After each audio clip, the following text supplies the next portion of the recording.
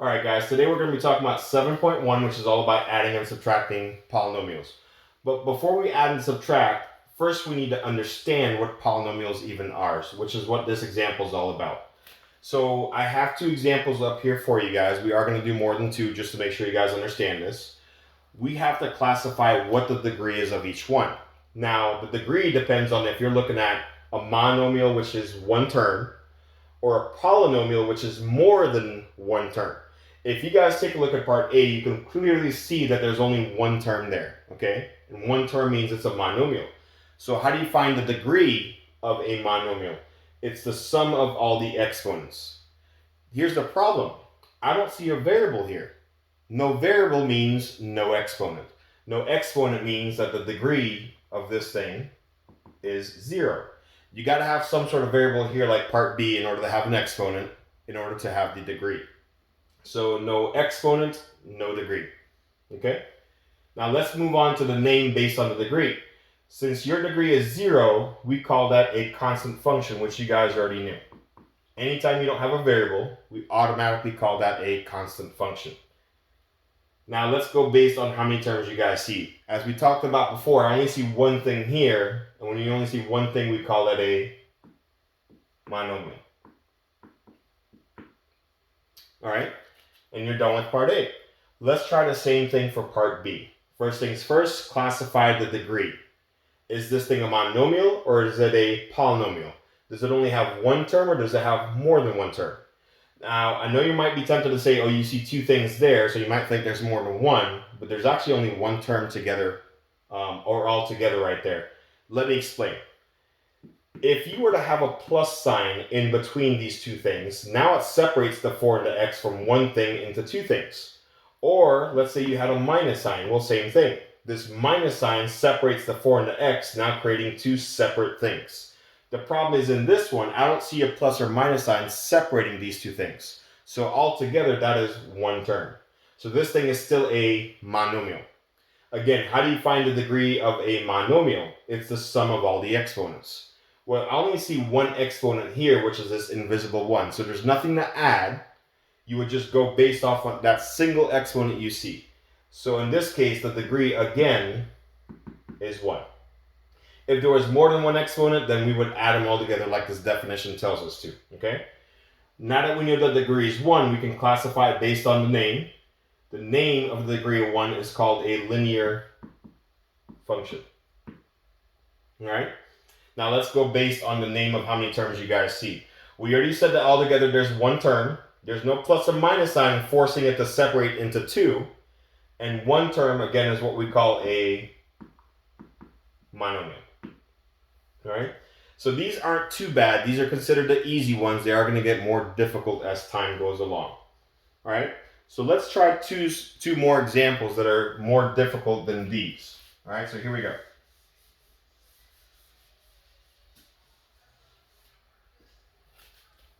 So this one is C. For part C, let's do 3x squared plus 2x plus 1. For part D, let's do negative 5x squared y. All right, here we go. Let's take a look at part C first. Let's classify the degree. Is this thing a monomial? Does it only have one term? Or is it a polynomial because it has more than one term? So in order to tell which one it is, let's circle all the operations, in this case the plus signs. The plus sign, as you can clearly see, separates three different things. So this thing is definitely not a monomial. So this thing must be a polynomial. How can you classify the degree of a polynomial? It's the largest exponent of all the terms. So let's take a look at all three terms that you guys have here. This thing has an exponent of 0, y, no variable, no exponent. Alright? This thing has an invisible 1 for an exponent, and this part has an exponent of 2. So which one of these is the largest? In this case, it's the number 2, right? So the degree of this polynomial is 2. It's the largest one of all three terms. Now that we know the degree is 2, we can just simply tell them that, let's see, 2 is called a quadratic function. And now we can now we can tell them the name of how many terms you have. We had 1, 2, 3 terms. That's what we call a trinomial. All right, now let's try the same steps for part D. This one's a little bit more difficult. That negative sign can be kind of tricky. So first things first, is it a monomial or is it a polynomial? Do you only see one term or do you see more than one? I know there's several things there, so you might be tempted to saying there's more than one, but the question is there any operation separating the y, the x, or the 5? Since there's no plus or minus sign in between these three things, that's still altogether one term. Now, I know you guys are staring at this negative sign up front, but the problem is it's up front. It's not separating the 5 from the x or the x from the y. Let me show you what I mean. Let's say that minus sign was in between the 5 and the x. Well, now this minus sign separates into two things. Does that make sense? But if it's not in between anything, it's not separating anything. Therefore, altogether, this is still one term. And since it's a monomial, we get the degree by adding the sum of all the exponents. So x has an exponent of 2.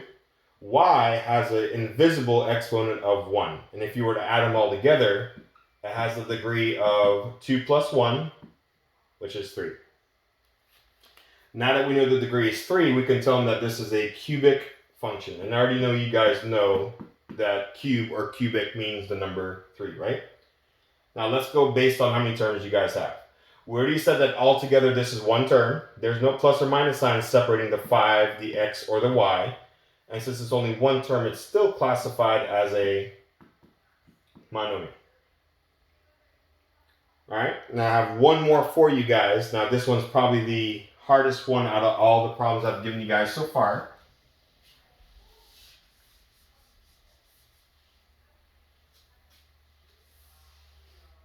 All right, let's call this one part D.